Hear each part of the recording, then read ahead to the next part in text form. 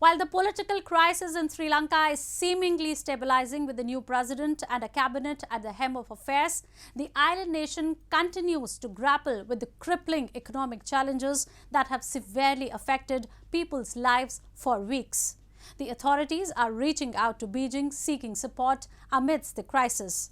Moreover, a section of the society has warned that it will continue to protest against the incumbent authorities, for they blame the current leadership is just a splinter group of the previous rulers and they won't be any different in ideology and approach in coming times.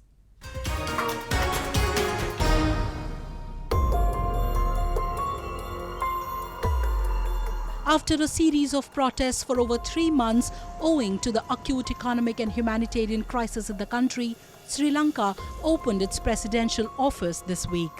The government offices have resumed their operations and things appear to be returning to track, at least politically. However, there are still factions who are not pleased with the new arrangements and continue to demonstrate against the new dispensation. The government has launched a crackdown on them, and those who were camping on the government land for weeks were raided and forced out. The demonstrators accused the Ranil Wickremesinghe government as no different from the previous Rajapaksa rule, as Ranil Wickremesinghe, who won the parliamentary vote, was Rajapaksa's first pick.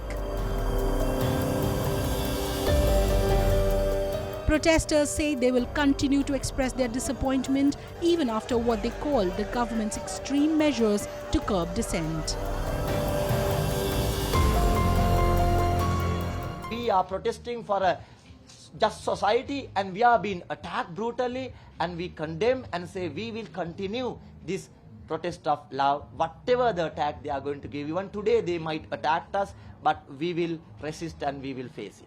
Police and the Tri-Forces commanders has to accept the responsibility of this brutal, inhuman attack which has been staged on the Goldfest protest site. But we know that main responsible person of this attack is the Ranil Wickremesinghe. Meanwhile, the new Wickremesinghe government has vowed to pull the country out of crisis and says it is constantly working for the same. After the international community urged Chinese to come to the island nation's rescue a week ago, the Sri Lankan administration too has asked Beijing to come and help. Beijing has had billions of dollars of investment in the country and is accused by several observers as the one which is exploiting Sri Lanka. Colombo has asked China to help with trade, investment and tourism to assist it grow sustainably. Colombo said this week that it was in negotiations with Beijing for another loan as the country seeks an emergency $4 billion package to support it emerge from an economic meltdown. A repayment of around close to $1 billion is falling due this year. And we've asked and we've talked to China about the possibility of providing another loan in order to repay these sums. And this is still under discussion. We've also requested China for a swap arrangement. The funds will be used essentially to finance imports for Sri Lankan industries, especially our garments industry. Most of the inputs for our garments industry come from China. And the garments industry is a major foreign exchange earner for Sri Lanka. Sri Lanka says Beijing could also help by pouring further investment into vast China-backed port projects in Colombo and Hambantota. Major Chinese investment plans had not materialized because of the COVID-19 pandemic. Sri Lanka is also seeking a return of tourists in the country as the industry has recorded a massive blow since the COVID outbreak. Sri Lanka also hopes to persuade China to activate a $1.5 billion bilateral currency swap.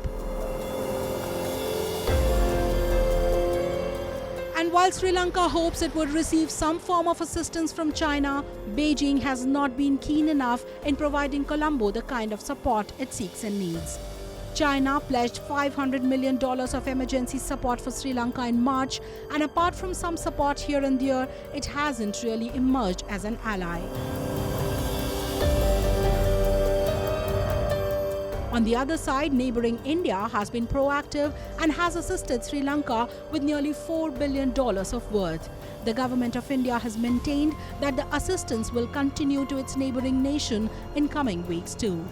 The international community too has put its hope and trust behind New Delhi, for it has walked the talk in every single crisis.